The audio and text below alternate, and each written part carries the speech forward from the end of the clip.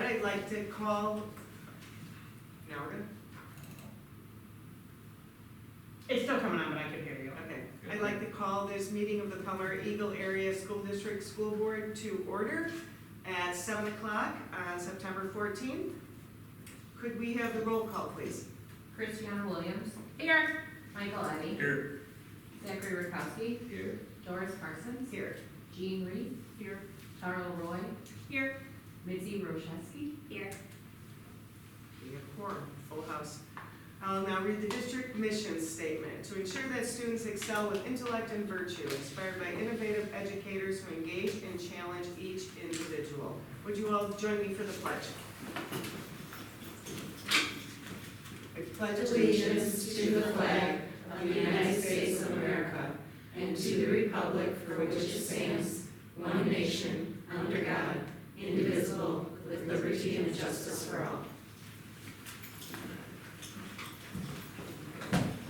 And just in saying the pledge, I just want to make a slight notation of the fact that this is the week following 9/11, and tough time for our country 20 years ago. We're still here, and every time I think we look at the flag, that's something we all need to remember and think back, and this is a time to totally reflect on everyone who's served and gave their lives for us, so appreciate that.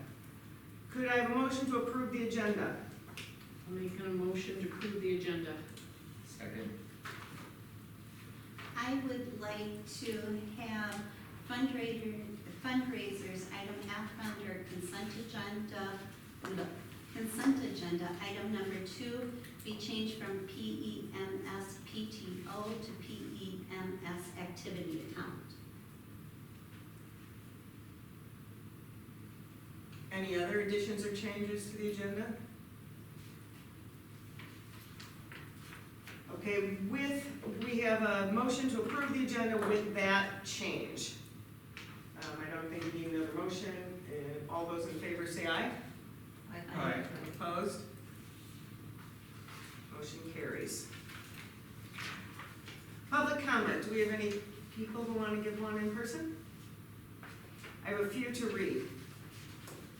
So I will do that. We have a few that were emailed into us. The first one is from an Eagle resident, Beth Kutka.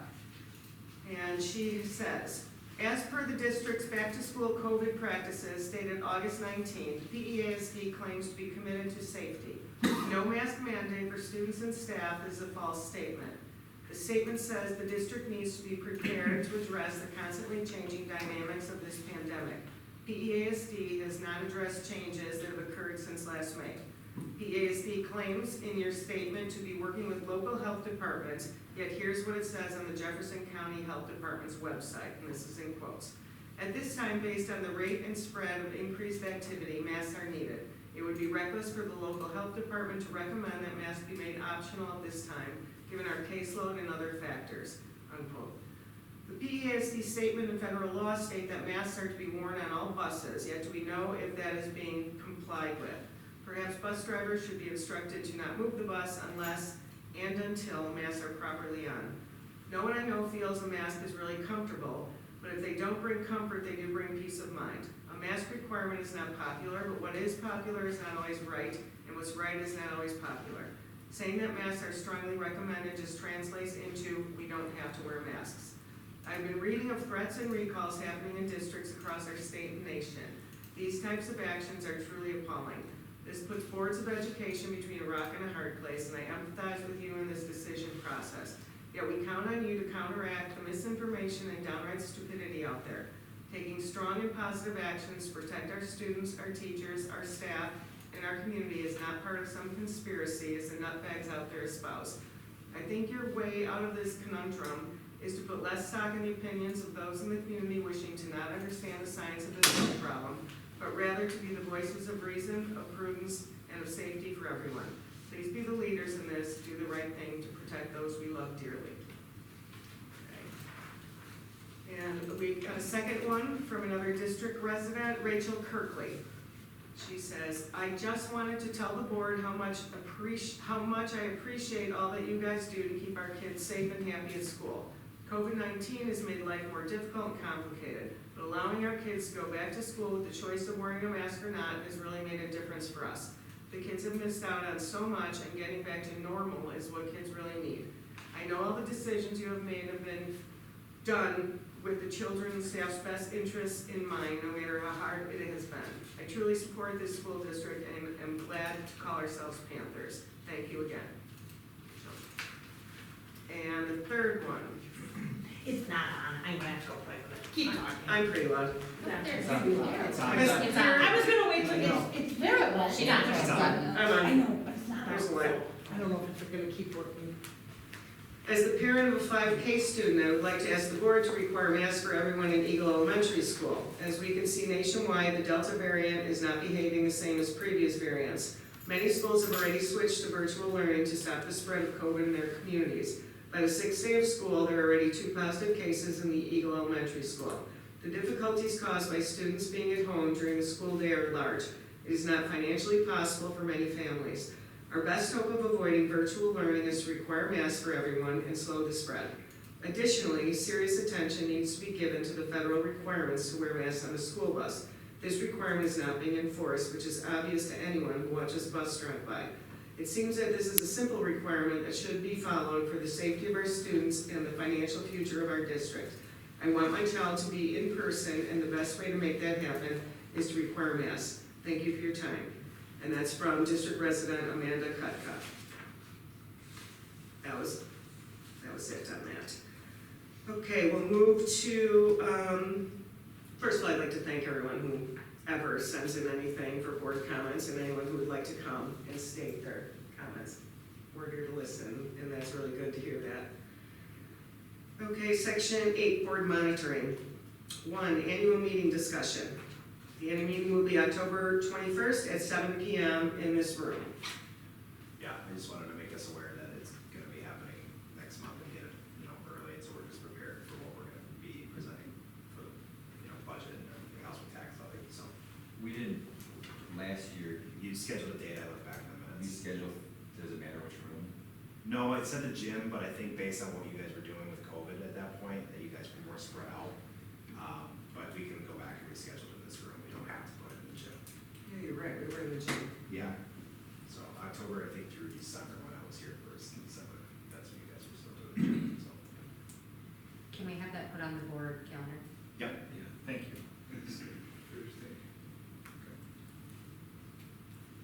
Board monitoring number 2, COVID monitoring.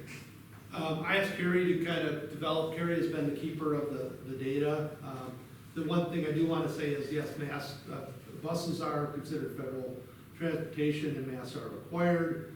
I've talked to Blaine and he said he will do his best to have his drivers maintain the masks as well as students, but I just don't know that, bus drivers don't always have a good handle on dealing with students, and all we can do is continue to ask Blaine to push the drivers to make sure that the kids are wearing a mask.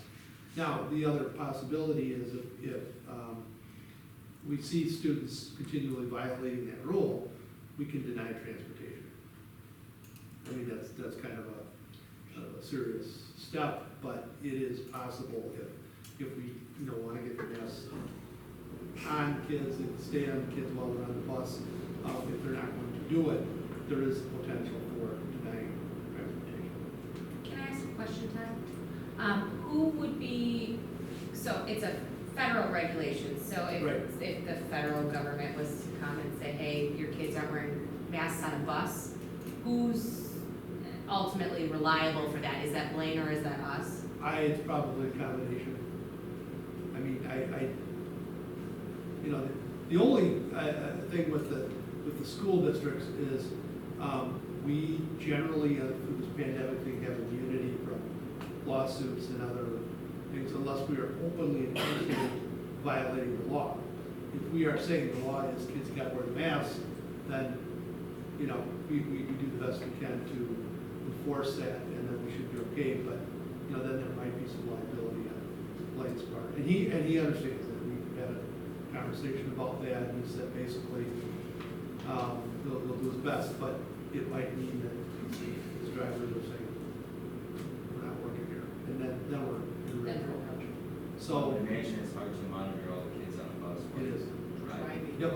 Yep. Now, They're behind you. you can get cameras for a bus to see who's violating. That is legal to have cameras on buses to determine the behavior of students. If we 5K kids, we're gonna tell them, can't get right bus. I'm not talking about 5K, I'm talking about older kids. My guess is the younger kids might be a little more amenable to follow the rule than the older kids. So, yeah, you're right, there's no way we can tell. Kindergarten, they're not writing anything, kind of taking mask off, so we would then go back to the parents, try to get the parents to help. Could we have our staff reiterate that those that ride the bus? Every day, yep. I know we Yeah. do at the elementary level Yeah. because I've seen it, but I'm not sure about, We probably have not and can.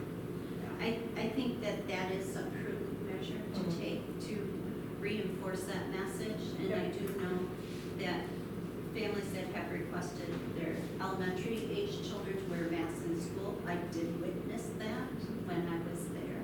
So I think if our families ask their children to wear the masks and if we reiterate for public transportation, that will be helpful. I still think it's. Carrie, do you want to talk about numbers? Yeah, so, I'll try just to talk about where we started and kind of where we are now. So, everyone I think knows that Caitlin updates the dashboard on the website. It's under the nice little COVID-looking guy. We update, numbers in general every Monday. Remember, we're reporting out-of-district quarantine, in-district quarantine, and positive cases on the dashboard. We update positives and COVID quarantine because of the district. I won't say immediately, but as soon as possible. So those get updated more live time. So for example, today I called Caitlin and said she needed to make a change to what was on the dashboard. So the numbers initially, I can't remember if the date was on the letter you read, Doris, but those numbers initially, none of those kids ever came to school. So when we started and we were like 7 and 2 or something like that, those were all exposures that happened before school started. None of those kids were ever in the building until they had already went through their quarantine process. So we do currently have and have had a couple positive situations in the district. When we talked about policy and procedure with Todd, we have been evaluating each situation individually as far as district quarantine exposure. We still will trace close contact. We have notified families if their student is considered a close contact. Remember, close contact is closer than 6 feet for more than 15 minutes in a 24-hour period. We, in addition, have notified, and right now both have been at the elementary school, so I haven't dealt with it up here yet. We also then notified the entire classroom that there was a positive case within the classroom that your student resides, but we do not consider you a close contact. We have then given families the opportunity to choose to quarantine. We have made it clear that if the situation changes, we may require quarantine, but at this point for within district contacts, we have not required it. Does that make sense to everybody? The difference comes, and I think across the board in other districts, I've seen it as well, in the outside of district contact. I feel within the building, on a given day, we know how much contact different students have with different students. When we're dealing with a home exposure, whether it be someone within your home or grandma and grandpa you saw on the weekend, I don't know how much exposure you had. I don't know the likelihood that you were with that person for 3 hours and whatever. So most districts, I think, have taken a quarantine still required for outside of district contact. That's what we have done as well. So I have a family right now. They have a student who is exposed outside of the district. That student is on 10-day quarantine. We are following the 10 days still, which was that down step from the CDC. We also individually have discussed the testing option. So as a reminder, A student can get tested 3 to 5 days after exposure. It changed to 3 to 5. They moved it down with Delta because symptoms are showing. You said we were on a 10 day. I thought we were on a 7. No, so that's with a test. So 10-day quarantine, remember it was 14, shrunk to 10. 10 days is what is required. You can shrink it to 7 with a negative test. But there's quite a few kind of guidelines with the negative test. It has to be taken 3 to 5 days after exposure. And you can return on day 7. But as I always tell my families with kids who are healthy, if that's positive, you've now bought yourself a 10-day quarantine. So you kind of have to weigh, I'm just going to keep them out for 10 days, I'm going to monitor symptoms, I'm going to kind of see what happens, or you know what, I'm going to look at how they feel and I'm going to decide if I get them tested. The other thing to keep in mind is if that positive person resides in your home, every day you're around them, you reset the clock, because that's an exposure. If I see them today, I'm exposed. If I see them tomorrow, I'm exposed. If I see them Thursday, I'm exposed. If I see them Friday, I'm exposed. So it's close contact from the last time you were with a positive person. So that can be a long time. We've had some kids be out a significant amount of time, but I think it's what is responsible when we're dealing with positives. Questions on any of that?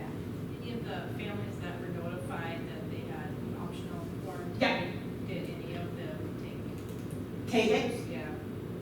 From the round that happened Saturday, I know no. I don't believe any from the round that happened today, but I can't speak 100% for sure on that. So I think things to keep in mind that are fluid is we to this point can have said we don't know of any spread within the building. We don't have a situation where we know student A had it and then student B got it and we can trace a direct line from them that occurred within our building. Without requiring quarantine, I think we need to be really super cognizant if that happens, and then potentially shift if we have a spread, because I think that's how we potentially end up with an outbreak issue is, now we know we have spread, but we're still gonna make quarantine optional, and now we kind of have a ball going down the hill. I think families I've dealt with, and so far, and I talked to the majority of them, I don't talk to all the Eagle ones, but I talk to the majority of them, understand we want to keep it out of the building so that we can stay open, and that really has been well accepted. They don't all like when I give them numbers that are a significant amount of time away, but I think they understand that. We are doing virtual learning at the middle and high school for quarantine kids only. Katie is doing a kind of a send home of things. It depends on the age group and the kids and all of that. So we are still doing some virtual, but last year I was doing it for sick kids too, and that was a lot. It was just a lot for my teachers to keep track of. So sick kids, right now we're just letting them be sick kids, I'll be honest. And then quarantine kids, we are doing virtual things for. We're still holding really hard to that out 3 days if you're sick. I do feel like that just made us healthier in general, and I think that policy will continue. Again, that's not one, my secretary, Debbie and Karen make most of those calls, that's not one I've gotten a lot of pushback on at this point, so. Anything else? No, just that you didn't, I don't think you really touched on it. If the kids are symptomatic, then we encourage them. Yeah, if you were exposed and you're symptomatic, they have to go. And we do tell parents to monitor symptoms. We send that letter that describes what you're looking for, how long you're looking for, it, all of that. I did see, Jody shared with me today, they put like end of like last watch day per se on it for families. That probably wouldn't be a bad idea, because sometimes it's a lot of dates to rattle off and remember in your head. We are following CDC guidelines for vaccinated students and adults, so that only applies to this building, obviously, but if you're exposed and you're vaccinated right now, CDC says you do not have to quarantine unless you're symptomatic. Elisa can verify if students are vaccinated, our nurse can, so we are following that, but that obviously only applies up here right now. Do you have a percentage of our students that are 12 and that could be vaccinated that are? I do not know that. I'll be honest, I've never asked that. I'm not sure if some of that data, what can be shared with me. I was on the So if you go on the COVID dashboard for Jefferson County, I'll be honest, I didn't look at Waukesha County because I kind of got stuck in Jefferson. You can find vaccine rates 18 and up by county and school district and municipality and all kinds of things. So I think it was around 55% in Jefferson County, but I believe that's only 18 and up. I'm guessing they can't divulge the information for the younger ones. And that kind of, I was bumping all over the state. It was kind of average except for the north was a little bit lower. Does anybody else have any questions for Carrie? Thank you very much. Move on to committee reports. PR and HR did not meet this month, so we'll go to curriculum policy, which met on September 7th. Christiana. I hit the right button. So we met, we looked at our administrative guidelines on the selection of professional personnel. So this was a rollover from the last committee meeting. We discussed and kind of categorized better key role positions and which ones those are, what they look like. So now it's just kind of adding the touch-ups. Carrie helped us a lot in that. Adding the kind of touch-ups to it, and then sitting down with the board secretary when she has some time to go, make it look real nice, so we can send it over to Todd and say, this is our suggestion for update to this administrative guideline. We discussed in more detail the onboarding of new school board members. We kind of reviewed a checklist that I had made in the process of meeting to meeting. There's still some suggestion of getting the committee chairs together to kind of cover some of the basic things that they look at, and maybe during like which seasons they look at, or if they look at it on a monthly basis, things like that. Not only would that help new board members, but it would also help if somebody took over a different committee and kind of need the gist of it.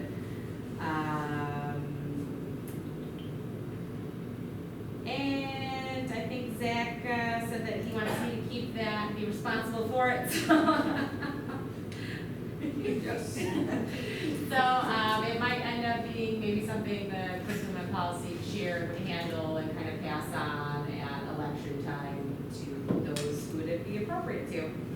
And lastly, we worked on some standard process complex athletic I cannot say it. Standard process athletic complex procedures as far as a policy, administrative guidelines, kind of using the contract for that field and working it into some sort of policy that helps our administrators moving forward to kind of not lose pieces of it that might have happened over the last couple of years. So Make sure that that wonderful gift is kept up. and appreciated and yeah, all of that good stuff. So I put together a basic of that. The committee looked it over.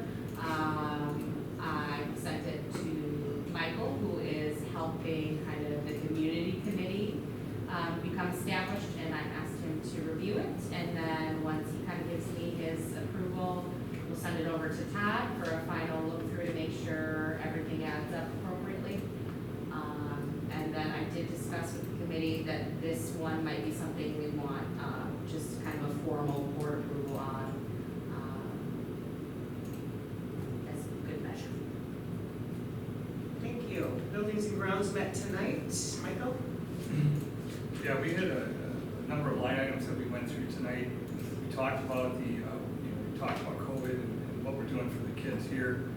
We approved the bipolar ionization generators. Well, believe it or not, our supply chain is not so good.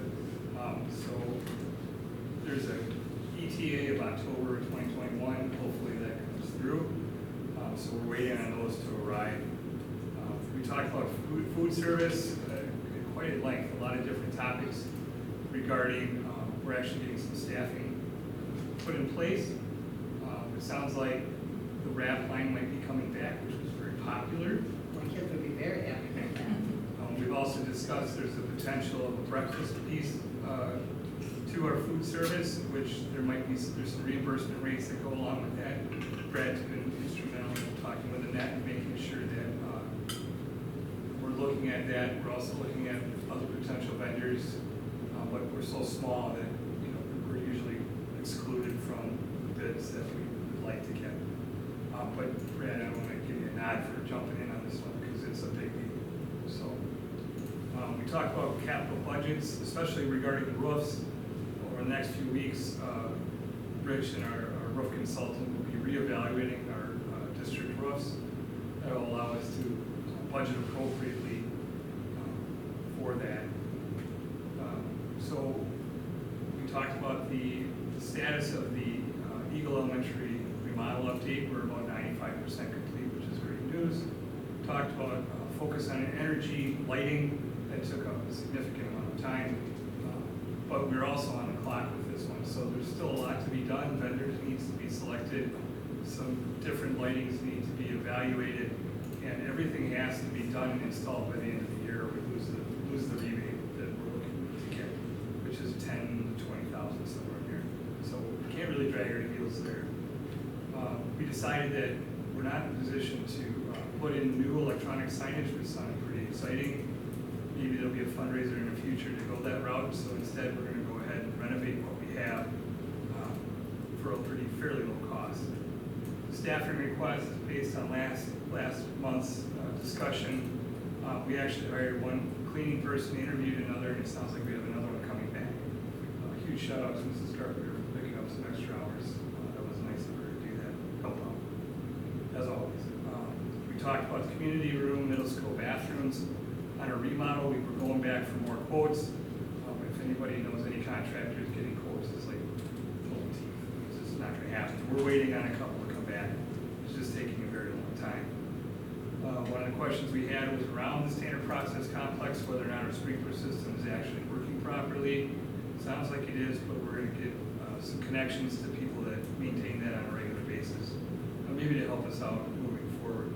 And then lastly, we talked about possibly improving some athletic infrastructure at the elementary school, looking at some possible backboards for the basketball in the gymnasium. So that's pretty much it. So a lot of discussion tonight. Great, thank you, Michael. Finance committee also met tonight, Betsy? Yes, finance committee did meet tonight. I don't know if I'm on, but we had a discussion of activity reports. It was decided that Brad and Carrie with Kevin will work together to kind of straighten some of that out. We also then had some discussion regarding PTO funds and adult organizations and their funds, and I think those are other things that we'll still be continuing to work on. But it seems to be that they're outside of our school funds.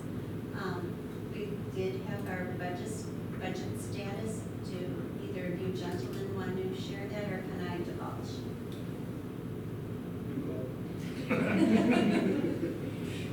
We are very excited to see that it looks like we will be under budget, even giving our teachers an increase in pay and paying off one note early. It looks like our fund balance is expected to increase to over $4 million.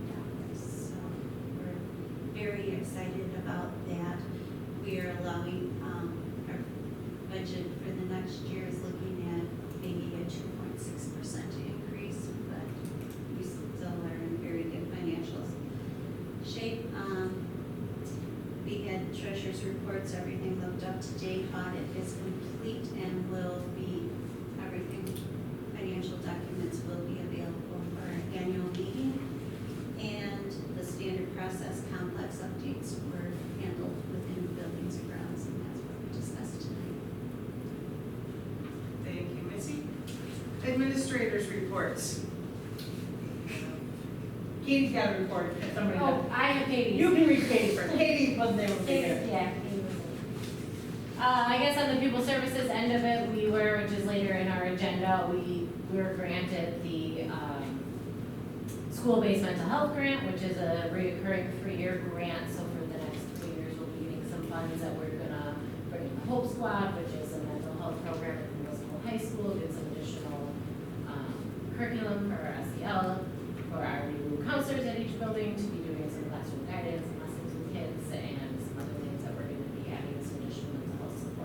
really excited about that. At the elementary level, Katie reported kiddos are settling in nicely. On Friday, they did have an all-school assembly, which was geared towards an 9/11 memorial event, and they did go out to the nature trail following that. Choir has started for 4th and 5th grade students, and so has band lessons for the 5th grade students, which I think a lot of the kids are participating in, which is great.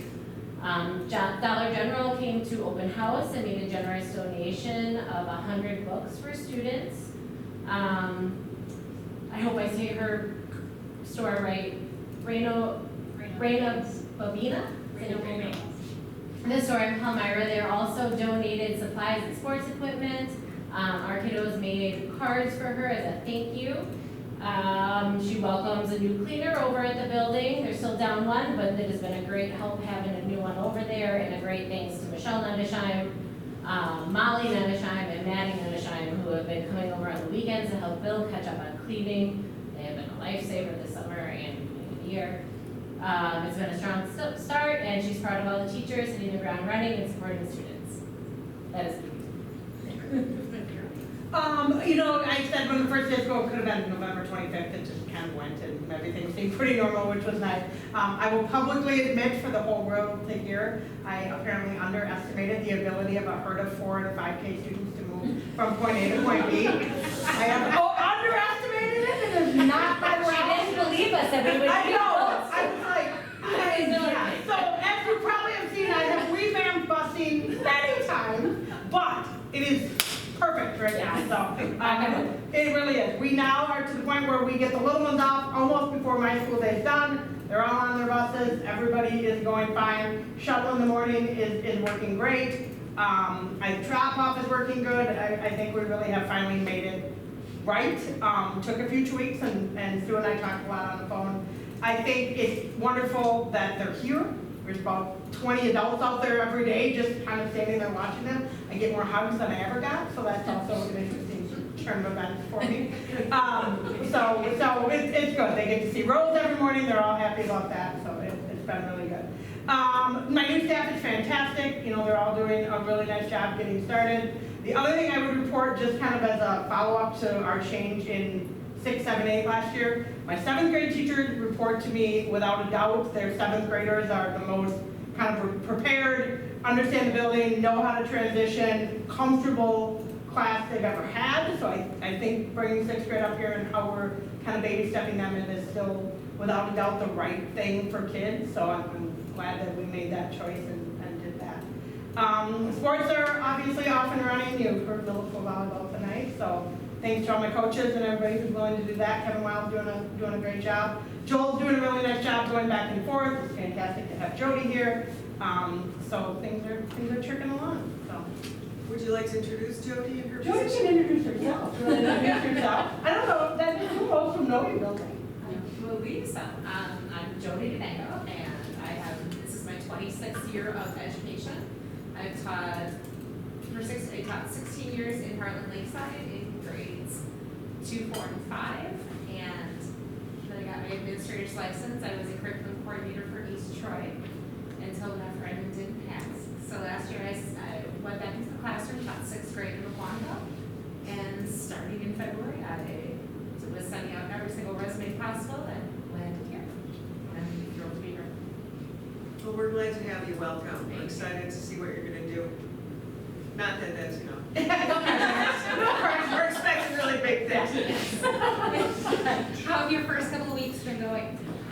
Really good. Like I see where I want to go, and I was telling Carrie today, it's like I just want to fix everything right now, and I can't. So it's a matter of prioritizing what needs to be done first and just set things up. Any questions for the administrators? And she has not gotten hugged by any of the kids, I'm sure. No. Oh, I just had a question for Kelly on the school-based mental health grant. How much, the $10 million that's distributed between Throughout the state. So how much is our? It's just under 50,000 each year. 50,000 each year for 3 years. Yeah, it's 49. It's just Okay. All right, can we have a motion to approve the consent agenda? I'll make a motion to approve the consent agenda. I'll second. Any discussion? Yes, I'm gonna not vote on this consent agenda, considering the name. I'm just not gonna vote on it, All right, so just make a note that Michael Eddie is abstaining from voting on the consent agenda. Any other comments? All those in favor say aye. Aye. Opposed? Motion carries. It's not that because I don't love this. That was the right thing to do. Action items, action item A. And we have a motion to consider approval of the 2021 Seclusion Restraint Annual Report. I'll make a motion to consider approval of the 2021 Seclusion and Restraint Annual Report. I'll second. Any questions or discussion? I know last year when Kaylee had talked about it, we were pretty low. I feel like, I think we have maybe one more this year than last year, so also seems reasonable and low and no red giant flag, so. Good job over there. Any other discussion? All those in favor say aye. Aye. Opposed? Motion carries. B, this went through Buildings and Grounds, and I believe, A motion to table the LED conversion. I'll second. all right, any further discussion? We're just waiting for more definition from administration. All those in favor of tabling action item B, say aye. Aye. Opposed? Action item B will be tabled. C, consider approval of EESO. I'll make a motion to table the approval of EES PTO budget. I will second that. It's kind of come to our understanding that we don't need to approve this budget. We're not sure why it's on our ballot, so. We love what the Eagle PTO is doing, and they're doing great things, and it's wonderful, but we Well, don't it's need up to to approve them it. how they spend it. Right, it's up to them how they raise and spend, But they'll accept their gifts gladly. so. We just, Yeah. and we appreciate them. Yeah, they have new management and they didn't really know where to go. Right. Just trying to be safe. Did nothing wrong. Did nothing wrong. All those in favor of tabling that? Aye. Opposed? Table as well, we'll get that back to Katie and she can work with her PTO. District administrators and business managers reports.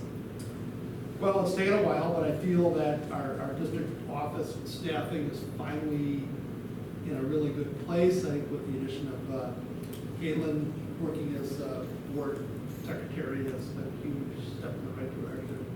But I think the others who are there also a solid group of people, and I think that's evident in, 3 months earlier on an audit that really, we had to pull a lot of stuff together that hadn't been done during the year, and we're right on track with that. So, I'm predicting good things for this school year, good support for the principals, from the district office. I still think we need to look at process for the agendas, especially the board agendas, to make sure that we're not making last minute changes.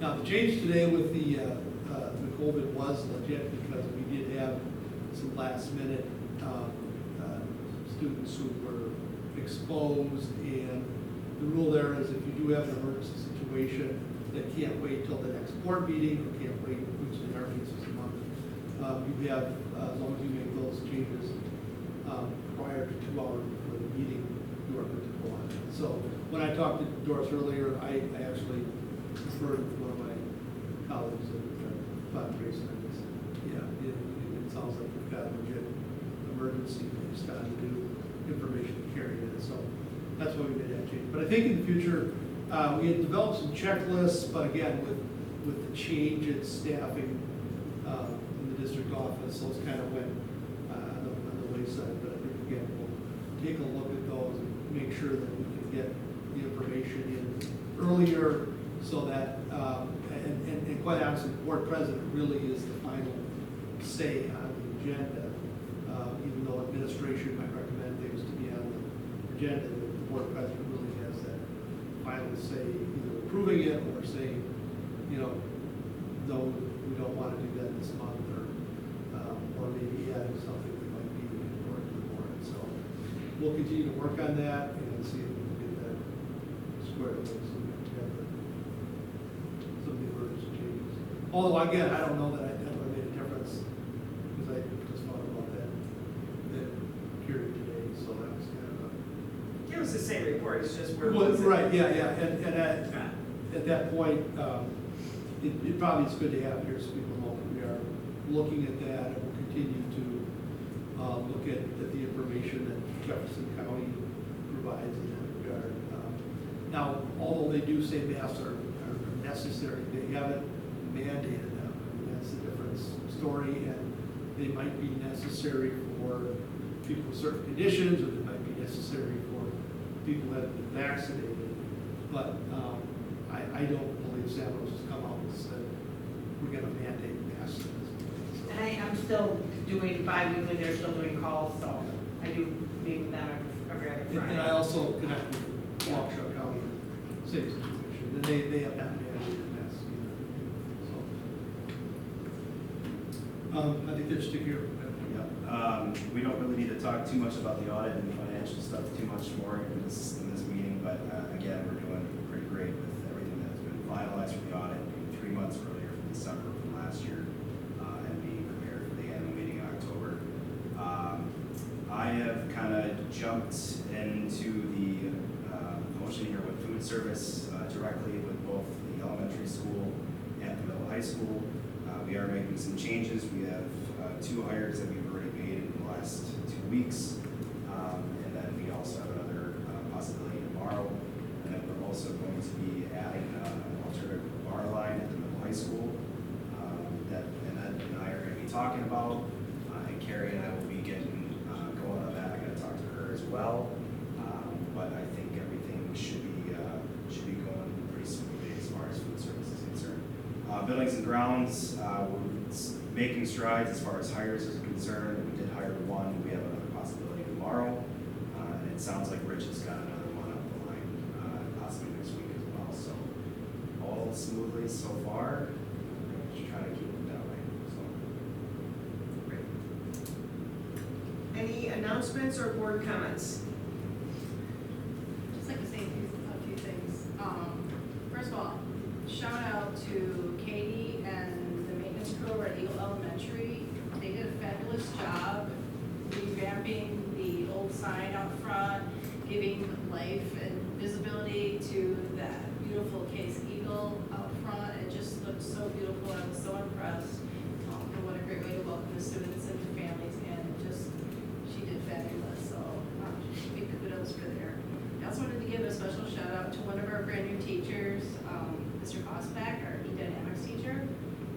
He jumped in right away with both feet and was helping as a volunteer in concessions right away. So a lot of people's parents and students got to meet him right off the bat, and I thought that was so cool. I loved his energy and his enthusiasm, and it was kind of contagious in the concessions. So I think boosters are probably going to want him there all the time. So that was great. And I also love to see alumni on our new hire list. So I think we're doing something right when they keep wanting to come back here after we've kicked them out. So I love seeing that. It's a testament to the culture and everything that we're doing here. So that's great. And then, last page. Yeah, just so. Yeah. Just a reminder, so we've got the WASB regional meeting set for October 20th in Elkhorn. There was an update set from WASB that has some updated COVID protocols that will apply to anyone attending the meeting and the dinner. Along with that, it just says you can attend just the meeting and not the dinner if you choose. If the new protocols make a difference in whether or not you want to attend both. There would be no cost to attend just the meeting. That would begin after the dinner. And basically the purpose of that meeting, I encourage everyone to attend, is to network with other area board members, celebrate accomplishments, and learn about future activities and plans with WASB. And it features networking opportunities, legislative updates, and reports from the WASB Executive Director. There's also a statewide online regional meeting October 27th that is also free to attend, but you must register in advance.